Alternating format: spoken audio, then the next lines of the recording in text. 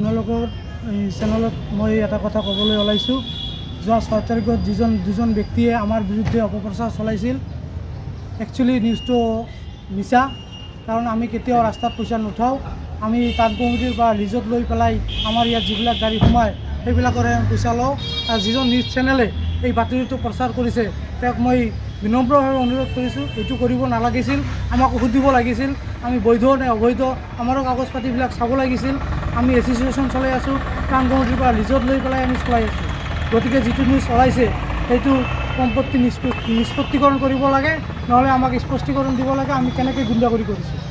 জনাব বিচাৰিছোঁ, যোৱা 6 তাৰিখত যিটো নিউজ প্লাছ হৈছিল বিভিন্ন চেনেলত, সেই সম্বন্ধে মই 2 এষাৰ ক'ব বিচাৰিছোঁ। আমি বৈধ পাৰ্কিং চলাই আছোঁ টাউন কমিটিৰ পৰা লিজত লৈ, আৰু ডিচিপ্লিন আকাৰত আমাৰ গাড়ীবিলাক নিয়ন্ত্ৰিত হৈ আছে। তাৰে মাজেৰে কিছুমান উচ্ছৃংখল গাড়ীৰ মালিকে সেই নিয়ম মানাত অমান্তি হৈ বেলেগ গাড়ীৱালাৰ কষ্ট দি সিহঁতে নিজৰ উপাৰ্জনটো বেছি কৰাৰ স্বাৰ্থত আমাৰ এছ'চিয়েশ্যনৰ মিথ্যা অভিযোগ এটা লৈ আহিছে, লগতে প্ৰশাসনকো জগৰীয়া কৰিছে, যিটো সম্পূৰ্ণৰূপে মিথ্যা, যিটোৰ কোনো ভিত্তি নাই। সিহঁতে ব্যক্তিগত স্বাৰ্থত এই বিলাসীপাৰা সাব ডিভিজনত এটা অশান্তি আৰু আইন শৃংখলা অৱনতি কৰাৰ কাৰণে এনেকুৱা এটা দুষ্ট বুদ্ধি লৈছে।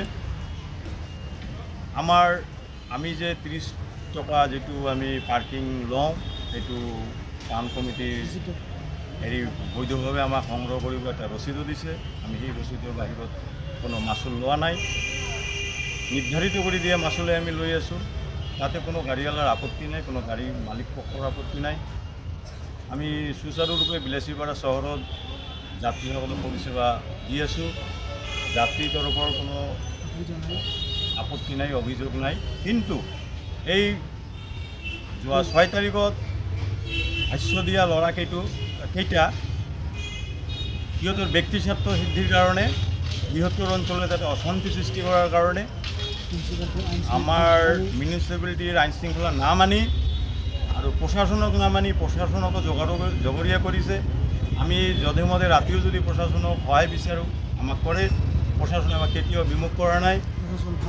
আমাৰ বিলাসীপাৰা সাব ডিভিজনৰ প্ৰশাসনত যথেষ্ট আছে, সচেতনা আছে। কিন্তু এই পদকীয়া কেইজনে কি স্বাৰ্থত এইটো কৰিছে আমি নাজানো, আৰু এইটো ভিত্তিহীন আমাৰ মতে। যিজনে নিউজ কৰিছে সেইজনে আমাক সুধিব লাগিছিল। যিজনে নিউজটো কৰিছিল সেই নিউজটো একচুৱেলি সিহঁতৰ পক্ষৰ পৰাহে শুনিছে, আমাক দালাল বুলি কৈছে। মাচুল লৈ পেলাই কাম কৰি আছোঁ, এইটো আমাৰ কোনো অবৈধ নহয় যে আমি জোৰ জবৰদস্তি কোনোবাই পইচা লৈছে, সেইটো নহয়। ইয়াতে বৃহৎ আমি জাগাটো দেখাই লওক, এতিয়া পাৰ্কিং প্লেচ টাউন কমিটিৰ পৰা দিছে লিজত। গতিকে টাউন কমিটিৰ মানে হেৰি হিচাপত আমি পইচাটো মানে লৈ আমি গভৰ্ণমেণ্টক এইটো ইয়াৰ পৰা গভৰ্ণমেণ্টে ৰেভিনিউ পাই আছে। আমাৰ যিটো মাচুল টাউন কমিটিয়ে ধাৰ্য কৰি দিছে তাৰ পৰা আমাৰ ৰেভিনিউ টাউন কমিটিৰ একাউণ্টত জমা হৈ আছে। ইয়াতে কোনো গুণ্ডাগিৰি নাই, কোনো দাদাগিৰি নাই, কোনো চলচাতুৰি নাই। আমি ৰাস্তাত অবৈধ কাম নকৰোঁ। যিহঁতে কৈ আছে সিহঁতে কি স্বাৰ্থত কৈ আছে সেইটো বহলাই ক'ব লাগে, ৰাইজক ক'ব লাগে। নিউজে কৈছে সেইটো নিউজে কোনো তথ্য নাজানাকৈ বস্তু এটা। আৰু আমি সেই ৰিপৰ্টাৰ ব্যক্তিজনক অনুৰোধ জনাইছোঁ, তেওঁ একতৰফীয়াভাৱে যিটো নিউজ কৰিছে সেইটো আমাৰ বোধগম্য নহ'ল। তেওঁৰ কোৱালিফিকেশ্যন কিমান দূৰ আছে সেইটোও মই নাজানো। সি যদি ৰাইজৰ সেৱাৰ্থে আহিছে তেনেহ'লে কিয় একতৰফীয়া তেওঁ নিউজটো প্লাছ কৰিছে তেওঁক আমাক জনাব লাগে। আমি যে গুণ্ডাগিৰি কৰোঁ, দাদাগিৰি কৰোঁ, সেই ৰিপৰ্টাৰৰ তাতে কিবা প্ৰুফ আছে নেকি সেইটো আমাক দিব লাগে। তেনেহ'লে আমি আইন মানা মানুহ, আমি এছ'চিয়েশ্যন কৰা মানুহ, আমি ৰীতিমতে চৰকাৰক ৰেভিনিউ দি আছোঁ। গতিকে সেই ৰিপৰ্টাৰ ভদ্ৰলোকজনক মোৰ একান্ত অনুৰোধ, তেওঁ আহি আমাক সেইটো জনাব লাগে। আমি নথৈ আনন্দিত হ'ম, নহ'লে আমি প্ৰশাসনৰ কাজ চাপিবলৈ বাধ্য থাকিম ৰাইজৰ স্বাৰ্থত আৰু গাড়ীৰ মালিকৰ স্বাৰ্থত। এইটো কমিটিৰ ছেক্ৰেটাৰী বেছিৰ কোন আছিল? আমাৰ Bilasipara sub division tourist association, এইটো আমাৰ 2007 চনৰ পৰা আমি কাম কৰি আছোঁ বিলাসীপাৰা ৰাইজৰ স্বাৰ্থত। আমি গোটেইকেইটা নিবনুৱা ল'ৰা, আমাৰ এইটোৱে আমাৰ একমাত্ৰ জীৱিকা নিৰ্বাহ। আমি কাৰোঁ পৰা জোৰ জবৰদস্তি পইচা লোৱা নাই। যিজন গাড়ী আপোনালোকে পাৰিলে গাড়ীৱালা সুধিব পাৰে যে কাৰ পৰা আমি জোৰ জবৰদস্তি পইচা লৈছোঁ নেকি। আমাৰ পাৰ্কিঙত সিহঁতে যথাৰীতি আহি আছে, চিৰিয়েল মেইনটেনেঞ্চ কৰি গৈ আছে। তাৰে কিছুমান মানুহে তাক সমাজত অশান্তি সৃষ্টি কৰাৰ কাৰণে আৰু বেলেগ গাড়ীৱালা ধ্বংস মানে ক্ষতি কৰাৰ কাৰণে সিহঁতে লাগি পৰি আছে।